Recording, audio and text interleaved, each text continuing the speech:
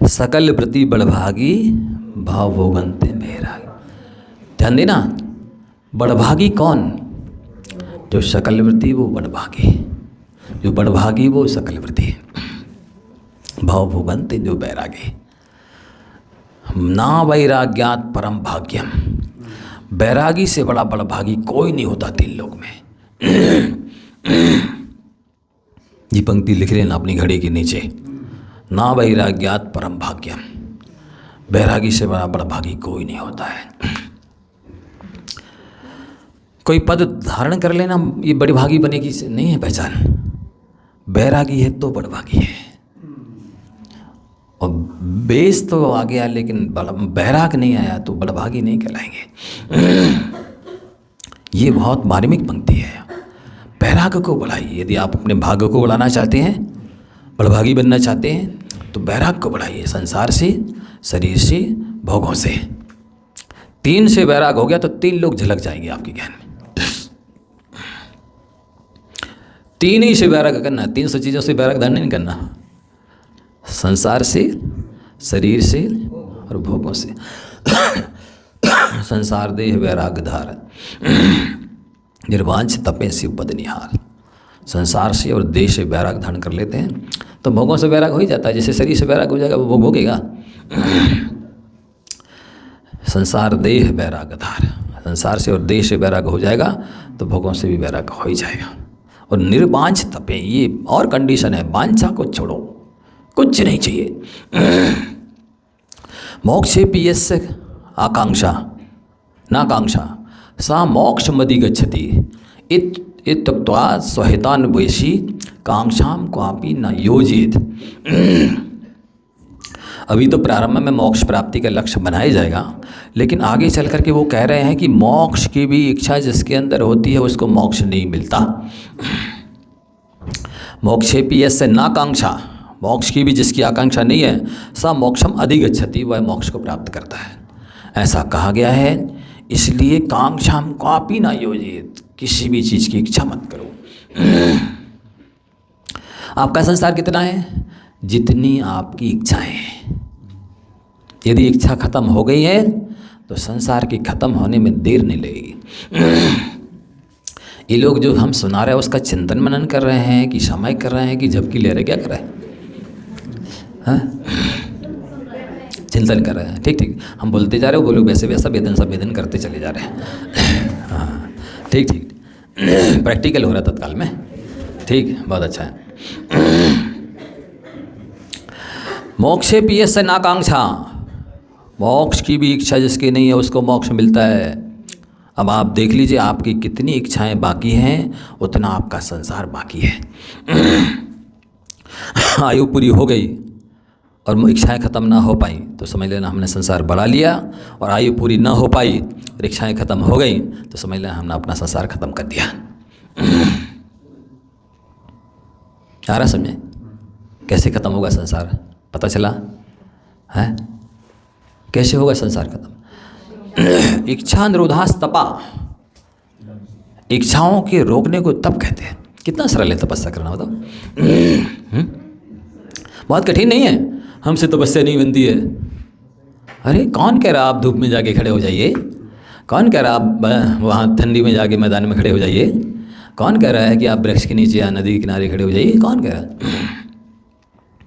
इतनी सरल परिभाषा बता रहे हैं आपको, इतना सरल धर्म सुना रहे हैं कि इच्छाओं को निरोध कर दीजिए, मुझे कुछ नहीं चाहिए, बस समझ लो आपका संसार का अंत आ गया है, आप निकट भव्य बन चुके हैं। तो सम्यक दृष्टि के असीम इच्छाएं होती हैं, मिथ्या दृष्टि की असीम इच्छाएं होती हैं, और सम्यक दृष्टि इच्छा को मोहिनी की पर्याय समझता है, मोह को घातीय कर्म का भेद समझता है। घातीय कर्म की सारी प्रकृतियां पाप प्रकृतियां हैं। मतलब इच्छा करने का तात्पर्य हो गया आप पाप कर रहे हैं। इच्छा करने वाला पापी है।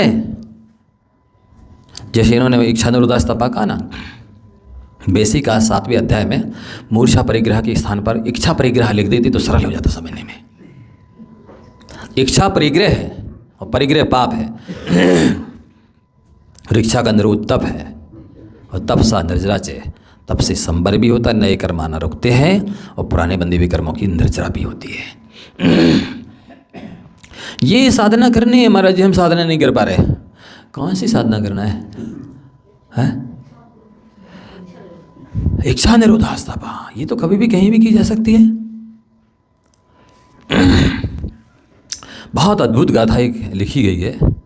अभ्यस्य अंतर्दृशम कृमु लोक भक्त्या मोहम कृषि करोत किम बपुषा कृषिने एतद्वयम यदि न किम बहुभी नियोगई क्लेशैश्च किम किम अपरई प्रचुरैस्तपोभी। हे साधक, अंतर का अभ्यास कर। क्या जिस समय तुमने घर नहीं छोड़ा था या कल्याण करने का मन नहीं बनाया था, जैसी तन मन की स्थिति थी, अब उसमें कुछ अंतर आया कि नहीं?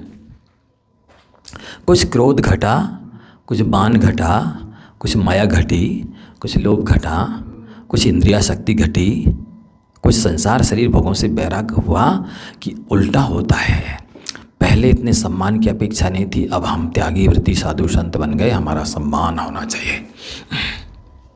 हमें आगे बिठाओ, ऊपर बिठाओ, पहले बुलाओ, हमसे पूछो, हमें आदि आदि। देखो, हमको जैसे कहा गया है कि आपको नवदा भक्ति कराने का आहार लेना है, ये तो हम आगम की आज्ञा का पालन कर रहे हैं। इसमें कोई प्रेस्टीज पॉइंट नहीं है कि आपने नमस्तु नहीं किया हम उठ के आ गए। महाराज जी कितने अहंकारी हैं, बताओ कि प्रणाम नहीं किया सो उठ के चले गए। आप नहीं कह सकते, हमको आज्ञा है आगम की, इससे नमस्तु करवाइए, नवदा भक्ति करवाइए, इसके बाद आहार लीजिए। तो आप नहीं करेंगे, हाथ में पाद प्रक्षालन किया, गंदों तक नहीं लिया, उठ के आ जाएंगे। महाराज जी क्या गलती हो गई? आपने नवदा भक्ति नहीं की। तो यहाँ अहंकार नहीं है, लेकिन आपको अपने अंदर में झांक कर देखना है। क्योंकि अभ्यास से अंतर्दृशम कहा गया, अंदर में झांको, आपके अंदर क्या चल रहा है। क्यों शास्त्रों में कहा गया है कि सेवन तो बिना सेवदी असेव माड़ो भी सेवको को भी पैरण चिट्ठा कसबी नए पारणोत्ति सहोदी। एक व्यक्ति सेवन करते हुए भी सेवन नहीं कर रहा है और एक व्यक्ति सेवन नहीं करते हुए भी सेवन कर रहा है, ये कैसे घटेगा? मतलब एक तन से सेवन कर रहा है लेकिन मन से नहीं कर रहा है, तो वो नहीं कर रहा है तन से सेवन करते हुए भी। और एक व्यक्ति तन से नहीं कर रहा सेवन, वो ब्रह्मचारी है, लेकिन मन से कर रहा है तो वो कर ही रहा है, तन से भले नहीं किया। ये आपको देखना है कि ऐसा तो नहीं हम घाटे का सौदा कर रहे हैं कि एक तो बाहर में भोगों से विषय का से वंचित भी है, फैसिलिटी सुख सुविधा से, और वो नजरा भी नहीं हो रही, वो मोक्ष मार्ग भी प्रशस्त नहीं हो रहा, वो संवर भी नहीं हो रहा, तो ये घाटे का सौदा है। इसलिए ये तो गुरु जी नहीं देखेंगे, ये शिक्षक पाठक नहीं देखेंगे, ये साधक को स्वयं देखना होगा कि हम कहाँ हैं। पहले जहाँ थे जहाँ के तहाँ हैं कि कुछ प्रोग्रेस हुई है, आगे बढ़े हैं, ऊपर उठे हैं। देखो, जैसे तराजू का पलड़ा जो हल्का होता है वो ऊपर जाता है, जो भारी होता है वो, आपने यदि कुछ छोड़ा है अंदर से, जितना ज़्यादा छोड़ते चले जाएंगे आप उतने ज़्यादा आगे बढ़ते जाएंगे, ऊपर उठते जाएंगे। और जितना जोड़ते चले जाएंगे, बाहर से संबंध चेतन अचेतन कोई भी पदार्थ हो, आप अंदर से उतने भारी होते चले जाएंगे, नीचे और पीछे चले जाएंगे, रसातल में चले जाएंगे। इसलिए अभ्यास से अंतर्दृशम। आप बाहर में उठ गए, ये दुनिया देख रही है, लेकिन अंतर में उठे हैं कि नहीं ये तो आत्मा और परमात्मा ही जानता है। उसकी परीक्षा आपको करनी है। आचार्य श्री क्या बोलते थे? आप स्वयं विद्यार्थी हैं, आप स्वयं शिक्षक हैं, आपको ही पढ़ना है, आपको ही प्रश्न पत्र बनाना है, आपको परीक्षा देनी है, आपको पेपर चेक करना है, आपको नंबर देना है, आपको ही अपनी पीठ थपथपाना है। शाबाश बेटा, 100 में से 100 नंबर चाहिए। अभ्यास से अंतर्दृशम कि मूल लोग भक्त्या तो दूसरों से दुनिया से भक्ति करा के संतुष्ट हो रहा है। क्या कहा जा रहा है? दुनिया नवदा भक्ति कर रही है, नमोस्तु इच्छामि वंदना कर रही है, वो बोलने का मारे, पर आप क्या कर रहे हैं? यदि अंतर में अंतर नहीं आया, अंतर में अंतर नहीं आया है, तो आप तो अपना अधापतन कर रहे हैं। किमो लोग भक्त्यान। मोहम कृषि क्रोध, 8 कर्म हैं, 148 प्रकृतियां हैं, उन सभी में मोह चक्रवर्ती है, उसको क्रश करो। सारे कर्मों का राजा मोहिनी कर्म है। उस मोह की और उस मोहिनी में और प्रबल जो मिथ्यात्व है उसकी चर्चा की जा रही है। क्यों नहीं पकड़ पा रहे अपन लोग? इसको समझने सुनने की श्रद्धा करने की आवश्यकता है। मोहम कृषि क्रोध, मोह को क्रश करो। यही मोह को क्रश करना ही संसार को क्रश करना है। यही अपनी आत्मा को स्वाधीन स्वतंत्र बनाने की कला है। किम बपुषा कृषेने, शरीर की मात्र सुखा देने से क्या होगा? एतद्द्वयम यदि ना, अंतरंग को नहीं झांका, अवलोकन नहीं किया और मोह को क्रश नहीं किया। किम एतद्द्वयम ना किम, बहुवी नहीं हो गई। बहुत सारे कर्तव्य करते हैं आप, बहुत सारे नियोग औपचारिकताएं फॉर्मेलिटी निभाते हैं। क्लेश है इससे किम, उनसे क्या होगा? और शरीर के क्लेश उठाने से क्या होगा? किम प्रचुरई तपो भी, और सारे तपों से भी क्या होगा? ये कह रहे हैं आचार्य। इसलिए आत्मा के वास्तविक स्वभाव को जानना पहचानना बहुत सख्त आवश्यकता है। अनादिकाल से शरीरों को धारण करता हुआ चला रही आत्मा इतना ज़्यादा शरीर से आसक्त है, जो शरीर है सो में हो। इसमें देखना भी आएगा, बहुत अच्छा लिखा है ना। चेतन को है उपयोग रूप, बिन मूर्ति चिन्ह मूर्ति अनूप। उपयोग जानना देखना मात्र आत्मा का स्वभाव है, लक्षण है, गुणधर्म है, कर्तव्य है। जानो देखो,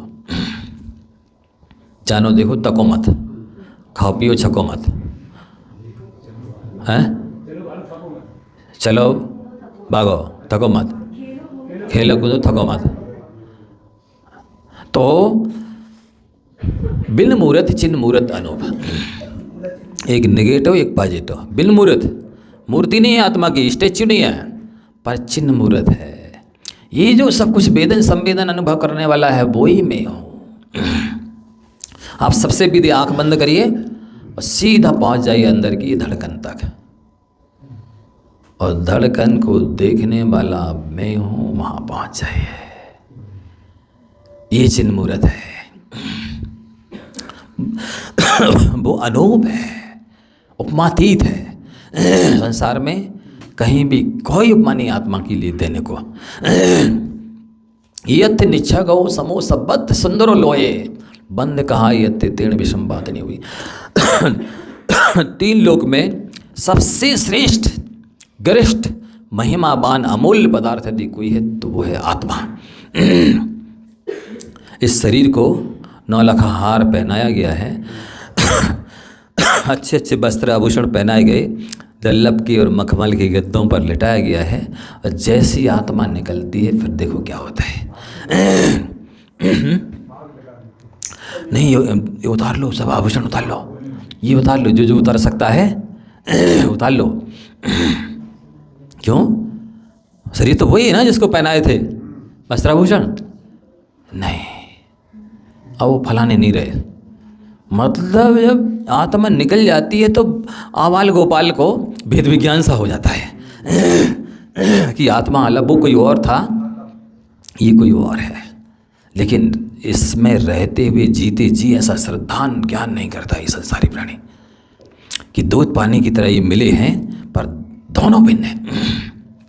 जल पै ज्यों जिए तन मेला, पै भिन्न भिन्न नहीं बेला। दूध पानी की तरह जो मिले हैं फिर भी वे भिन्न भिन्न हैं, एक नहीं है। ये भेद ज्ञान कर लो। जब हो जाएगा ना तो इस शरीर को आप पड़ोसी मानने लग जाएंगे, इस शरीर को आप नौकर मानने लग जाएंगे, इस शरीर को आप हेल्पर मानने लग जाएंगे, इस शरीर को आप मित्र मानने लग जाएंगे, इस शरीर को आप पड़ोसी मानने लग जाएंगे। जैसा व्यवहार मित्र के साथ, पड़ोसी के साथ, हेल्पर के साथ, नौकर के साथ किया जाता है, वैसे ही करोगे। आत्मा रूपी राजा को इस शरीर रूपी नौकर की नौकरी में नहीं लगा दोगे। समझ में आ रहा है? हाँ, ये अंदर की अभ्यास करना है। आत्मा के लिए शरीर है, ना कि शरीर के लिए आत्मा। जैसे शरीर के लिए कपड़े होते हैं ना कि कपड़ों के लिए शरीर? शरीर की सुरक्षा के लिए कपड़े हैं कि कपड़ों की सुरक्षा के लिए शरीर है? शरीर की सुरक्षा के लिए कपड़े ना। ऐसे ही आत्मा की सुरक्षा करना इस शरीर से, ना कि शरीर की सुरक्षा में आत्मा को लगा देना। यदि आप शरीर की सुरक्षा में, सेवा में, मोटा ताजा गोरा नारा हृष्ट पुष्ट बनाने में यदि आत्मा को लगा रहे हैं तो ये आप घाटे का सौदा कर रहे हैं। क्यों? इससे बड़ा धोखेबाज दुनिया में कोई नहीं है। इससे बड़ा गद्दार, इससे बड़ा कहना चाहिए अहितकारक कोई नहीं है। और यदि इससे तपस्या कर ली, आत्मकल्याण कर लिया, तो इससे बड़ा हितकारी और मित्र भी कोई नहीं है। जा वाणी की ज्ञानते सूझे लोकालोक।